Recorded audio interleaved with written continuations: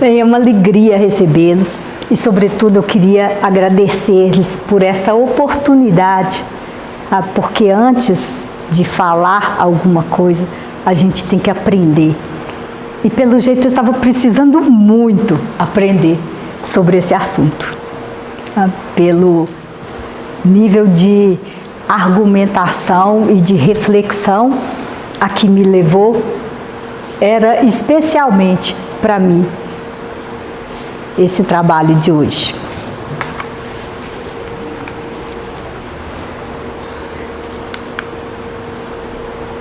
E ele leva muitas perguntas, né? Como, por exemplo, por que em determinadas circunstâncias nós agimos como juízes implacáveis da causa alheia? Por que existe essa tamanha necessidade de julgarmos os outros ao nosso redor? Porque julgamos se muitas vezes sentimos que as pessoas que nos cercam são incapazes de nos compreender e de nos julgar adequadamente? E Chico ainda nos pergunta: se nos julgamos melhores que os outros, por que esperamos deles melhores atitudes que as nossas? E se fôssemos nós os julgados, e somos nós os julgados muitas vezes, como nos sentimos? E se fosse nosso filho, de que tamanho estaria o nosso coração? Bem, Lucy, essa personagem dos quadrinhos da série de Charlie Brown, é uma aspirante a psiquiatra, mas pelo jeito ela não começou da forma mais correta ou mais lisonjeira, não, porque o irmão dela, Linus, assim como todos os amigos, pergunta para ela: por que você sempre está tão disposta a nos criticar? E ela responde: acho que tem um talento especial para encontrar defeito nas pessoas. Fala: mas e os seus defeitos? Eu tenho um talento muito melhor, né, para ignorar todos os meus defeitos. É bem assim. Esse é um arquétipo muito nosso. E isso não é novo. Isso não é de hoje que acontece e não é de hoje que é um tema a ser estudado.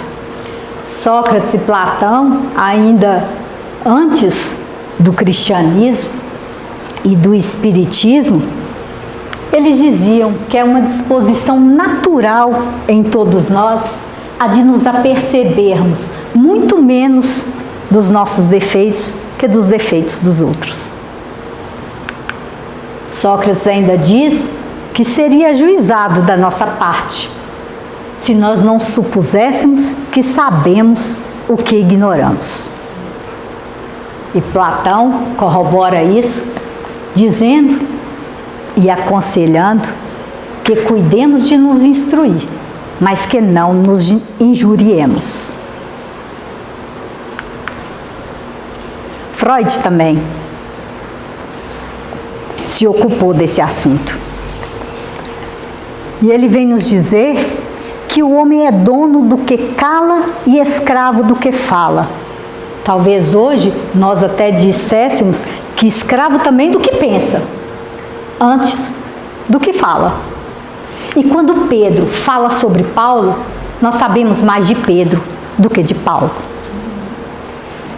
A palavra de Pedro está carregada do que ele tem, do seu preconceito, das suas crenças, de tudo que ele traz acerca do julgamento de Paulo.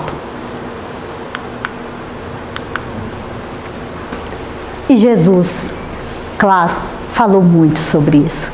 São várias as passagens da Bíblia em que Jesus fala sobre o julgamento.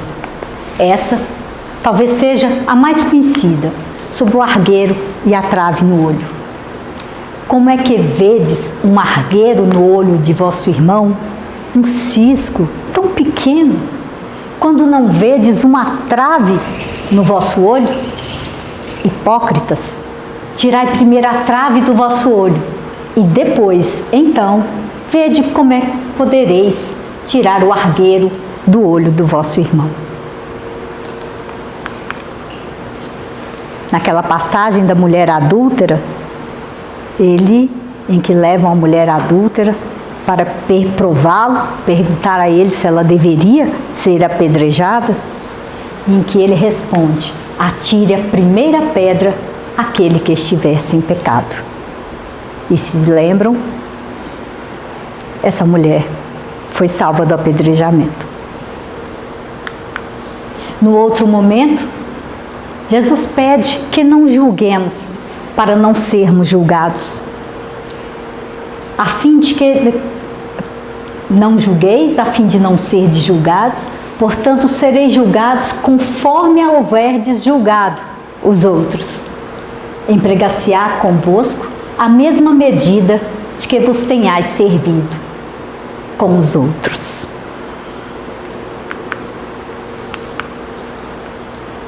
No Evangelho segundo o Espiritismo, há um conselho de que nos coloquemos como num espelho. Eu de frente ao meu espelho, mas que eu saia de mim e me ocupe do meu espelho para olhar para mim. E quando eu olho para mim, para dentro de mim, o que eu pensaria se eu visse alguém fazendo o que eu faço? Mas julgar é assim errado? Eu nunca devo julgar? Bem, nós julgamos o tempo inteiro. E às vezes é necessário sim julgar. Nós fazemos escolhas e que para que façamos escolhas, nós precisamos fazer julgamentos. Mas julgar não é errado quando é usado para reprimir o mal. E pode até ser louvável. E até mesmo um dever, porque a sociedade deve promover sempre o bem. E para isso, reprime o mal. Mas que a autoridade para censurar está na razão direta da autoridade moral daquele que censura. O espírito Públio, através do médium André Luiz, diz também que é para a gente corrigir como quem ensina, a partir do ponto de vista da própria deficiência. Eu não julgo pessoas, eu julgo o fato, eu julgo a atitude, não as pessoas. Isso que ele chamou de julgar a deficiência. Toda essa conversa, naturalmente, chegou ao direito, né? Chegou a quem de fato faz os julgamentos, quem se acha no direito, quem recebe o direito de julgar. E o direito tem discutido isso muito com base na neurociência. Eu fui buscar um juiz de nome Mário Jambo, em que ele conta, numa palestra muito linda, que a primeira vez que ele esteve num julgamento, quando ele colocou, ligaram para ele, dentro de 10 minutos vai começar o júri. Ele pegou a toga, foi para o banheiro se vestir, só para ver como estava, e quando ele se postou diante do espelho, ele se sentiu muito mal com aquilo. Ele conta que ele se sentiu ridículo, na verdade. E ele começou a questionar o que legitimava a ele julgar. E pensando nisso, ele chegou à conclusão de que a legitimidade dele para julgar não estava no concurso público, não estava no conhecimento, estava exatamente nos erros dele. No tanto que ele já tinha cometido faltas no fato de ele fazer parte de uma humanidade, na certeza, sobretudo, de que réu e juiz são, ao mesmo tempo, uma só essência. Absolutamente iguais. E ele diz ainda que viu e sentiu que jamais uma sentença pode querer ser maior que uma pessoa. E que a justificativa moral de um julgamento está no sentido mais profundo da palavra humildade.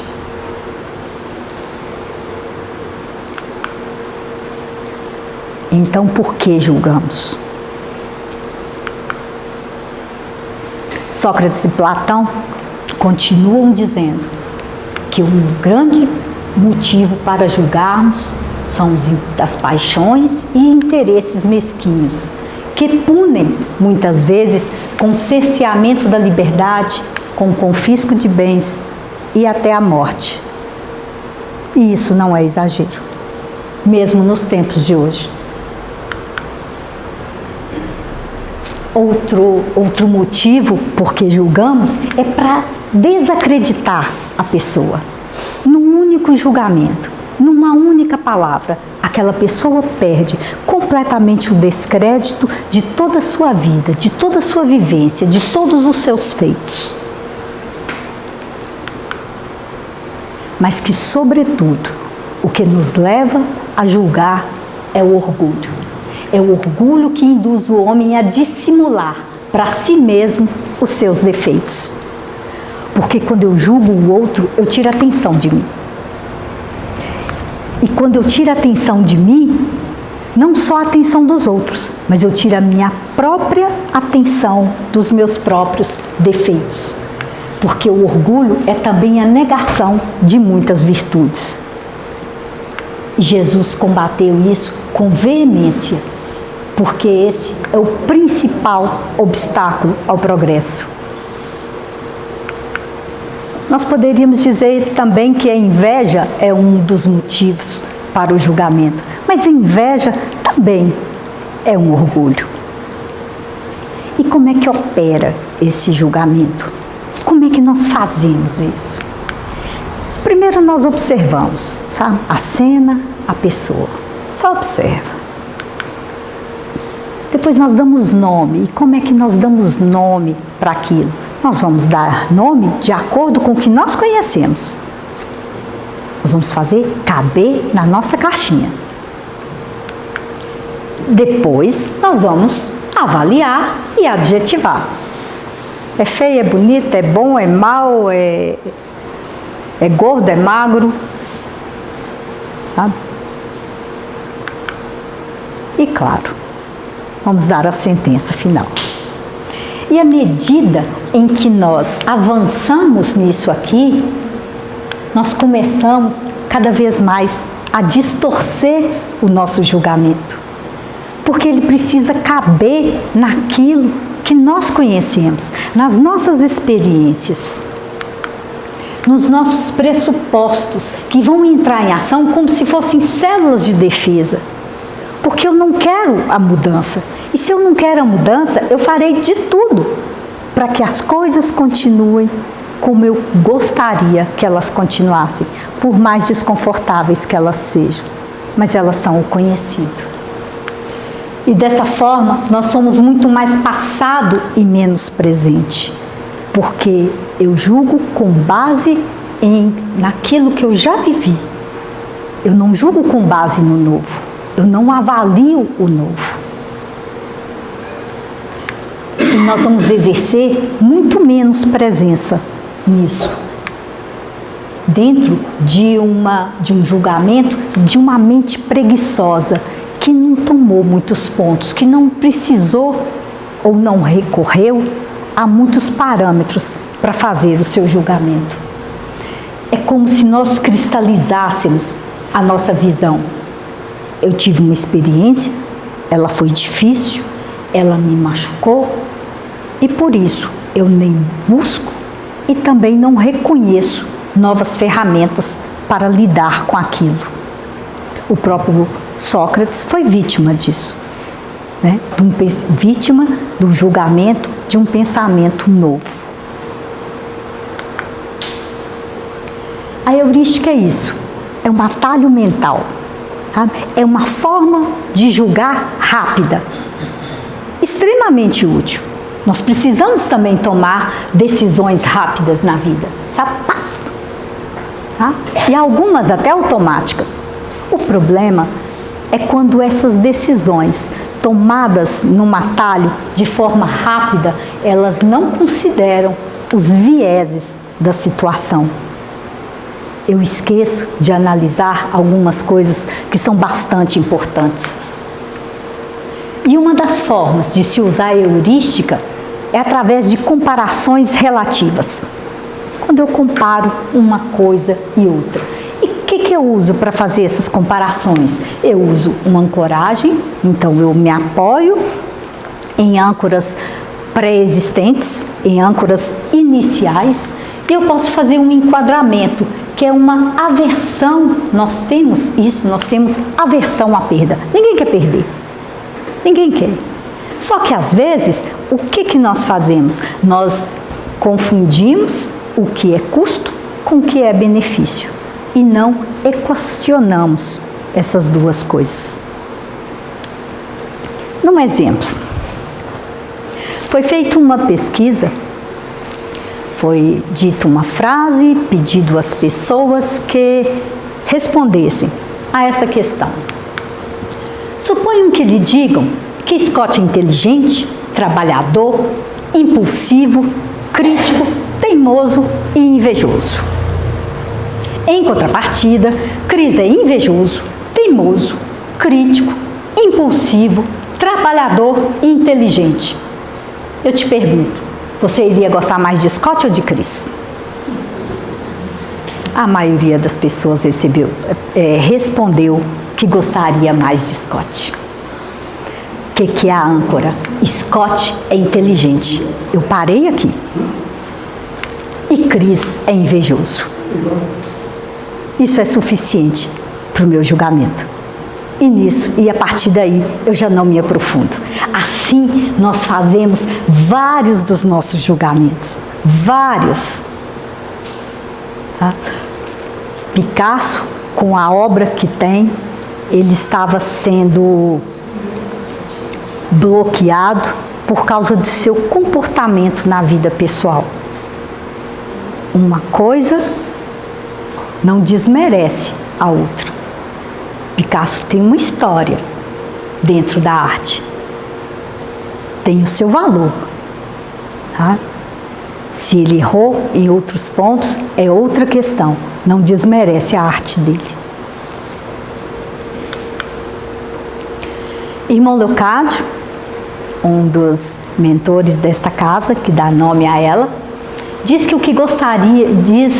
o que gostaríamos sempre de sensibilizá-los é que os irmãos estejam sempre em prontidão para aceitar a outra pessoa, seja ela quem for. Mas que isso não significa concordar com coisas erradas ou aceitar coisas erradas. Não. Ele diz, acho que os espiritistas precisam ter o bom senso, o senso crítico e o poderoso poder de ação de dizer: no meu entendimento é errado e eu não vou aceitar. Posso até respeitá-lo, respeitar sua opinião, respeito a opinião de todos, mas prefiro continuar com a minha opinião. Posso me convencer amanhã de que estou errado, e se isso acontecer, seguirei a maioria. Entendem a diferença? Ele não julga, ele propõe que nós nos posicionemos de acordo com os nossos valores. Sabe? Eu não vou julgar o que Edith acha. Sabe? Eu vou dizer a ela, eu não concordo. Para mim, não é assim. Sabe? Mas eu te respeito. E se um dia eu entender que você tem razão, eu vou ter a humildade de voltar a esse pensamento. Ou talvez nem Edith nem eu estejamos errados. São só pontos de vista. Cada um de nós aqui é um ponto de vista. O que não quer dizer que um é certo e que outro seja errado. Como é mesmo uma tentação julgar os outros, esse psicólogo, Gonzalez, ele tentou organizar algumas formas, algumas estratégias para se evitar essa tentação de julgar os outros. E ele começa, primeira coisa, pense antes de falar, sabe? Aquele heurístico, o julgamento rápido, cuidado. Não se deixe levar pelo que os outros dizem ou pelo que você mesmo deduz. Não ouvir ou propagar informações questionáveis. Propagar informações questionáveis. Isso está muito em voga, né? Fake news, e lá vão as mensagens que você compartilha, você mesma nem leu. Você mesmo nem pensou sobre aquilo, mas você já compartilhou. O que você está compartilhando? Praticar o mindfulness é outra coisa que está muito em voga.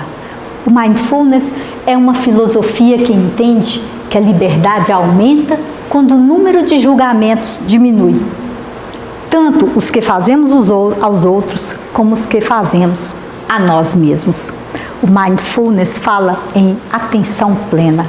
Se eu estou em atenção plena, se eu estou em presença, eu não tenho tempo para ficar julgando as atitudes dos outros, os outros, física e moralmente. E ninguém é perfeito, né? Para isso precisamos ter tolerância. Até que ponto nós temos o direito de julgar os outros por seus erros, de nos colocar em uma posição de superioridade? É o velho orgulho. E ele continua. Precisamos nos lembrar de que não somos todos iguais. Que a cultura, a família, os amigos ou a educação que recebemos vão influenciar a forma que pensamos, a forma que agimos, que nos comportamos, e nem por isso uns merecem mais respeito que os outros. Ele pede também que olhemos para nós mesmos, nos observando, fazendo introspecção, conhecendo nossos defeitos e a nossa maneira de pensar mais profundamente. Porque quando nós entendemos por que pensamos como pensamos e por que criticamos as posturas das outras pessoas, nós vamos entender um pouco mais quem somos nós. Porque o que me incomoda no outro, me incomoda em mim. Existe em mim. E sentir-se bem consigo mesmo. Porque quando eu estou triste, eu tendo a aumentar o meu pessimismo e a severidade no meu olhar. Então, meu julgamento já vem carregado desse pessimismo e dessa severidade. E quando eu estou com raiva, eu sou tentada a um julgamento rápido e pouco argumentativo. Na raiva, na discussão, não há muita coerência.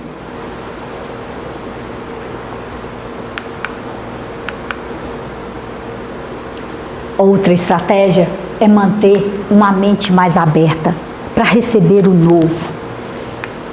Ter tolerância. Isso vai melhorar em muito a nossa comunicação. Porque quando alguém me traz algo que eu não conheço, eu preciso, antes de julgar, eu preciso conhecer, eu preciso dar abertura para que isso chegue, para que eu avalie. E com isso, nós temos a oportunidade de conhecer melhor outras pessoas e de aprender com novas formas de ser e novas formas de pensar. E por fim, ele diz que devemos estar cientes de que as aparências enganam. Que o ser humano é complexo e que são várias as motivações e interpretações. e que nós precisamos evitar esse efeito halo. O efeito halo é um julgamento feito por apenas uma característica. Quando eu reduzo uma pessoa a apenas uma característica e pronto, aquilo é ela. Quando você diz aquele preguiçoso, aquele chato, aquele burro, né? Nunca normalmente coisas positivas. Nós vamos entrando numa sopa de letrinhas no final, é o que faria o resumo dessas estratégias, como autoconhecimento, respeito, caridade, tolerância, empatia, indulgência. Aí está o segredo, no exercício disso aqui, no exercício desses valores. E eu quero chamar a atenção em especial para essa aqui, para a empatia, para o poder que a empatia tem. Essa capacidade de nos colocarmos no lugar do outro, de olharmos com os olhos do outro e sentirmos o que o outro sente. E essa empatia, ela tem componentes muito essenciais e muito especiais. Um deles é o afetivo, quando nós partilhamos e compreendemos os estados emocionais do outro. O cognitivo, quando nós definimos em que estado mental aquele fato se deu. E um regulador de emoção, que lida com o grau de responsabilidade que foi apreendida. E pasmem, a neurociência diz que a empatia, que ela pode ser construída. E como ela pode ser construída? Através da ativação de um sistema neural de caridade. E ela pode também ser desenvolvida através de estímulos neurais desde a infância. Olha que riqueza de observação isso. Eu posso estimular uma criança desde cedo a ser empática. Através do fortalecimento de processos neurais na estimulação socioemocional. Isso foi uma pesquisa científica. Foi um resultado de uma pesquisa. E se nós podemos construir a empatia, nós também podemos treiná-la. Porque o nosso cérebro está preparado para aprender em qualquer fase da vida. Para treinar, a primeira coisa é estar disposto a ensinar e a aprender. Isso é um exercício de humildade. É quando você se dispõe com muita paciência a ensinar uma pessoa mais idosa que tem dificuldade com tecnologia a lidar com aquilo. Isso cria uma empatia. Por exemplo,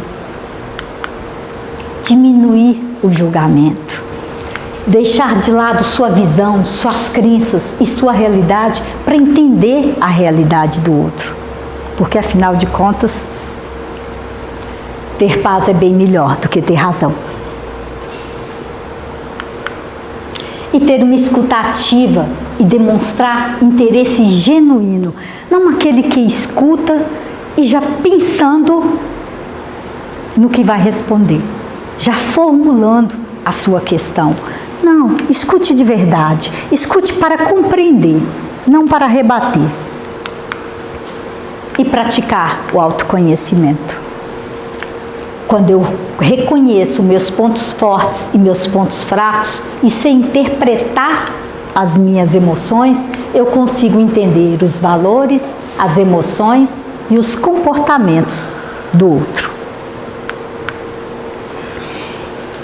Irmão Leocádio também nos diz que é preciso que os irmãos tenham um poder de saber se tolerar, que possam ser caritativos, afetuosos, afetivos, estar dispostos a descobrir na outra pessoa o que há de melhor. Todo mundo traz alguma coisa que pode nos acrescentar. Todo mundo tem algo de bom. Mas para isso é preciso sempre uma força de autoconhecimento. E quando eu não tenho autoconhecimento, eu estou continuamente me achando dono da verdade. E então até esqueço que a verdade é extremamente imóvel e flutuante, em contínuo processo de transformação, em face da incerteza e da indeterminação do universo. Ele nos pede: sejamos coerentes e responsáveis, solidários com todos, mas absolutamente humildes e sinceros. Eu gostaria de terminar com essa frase de Madre Teresa de Calcutá, que eu acho que encerra muito bem tudo isso que foi dito. Quem julga as pessoas não tem tempo para amá-las. O espírito público diz que nós precisamos adoçar a acidez dos comentários e defender a doçura do Pai, como seus porta-vozes encarnados. E é dessa forma que nós podemos, exercitando a prece e a vigiliatura, porque tudo isso é um exercício contínuo e diário, que nós possamos ser mais leves, sem carregar esse peso do julgamento. Muita paz, muita luz a todos, hoje e sempre. Muito obrigada.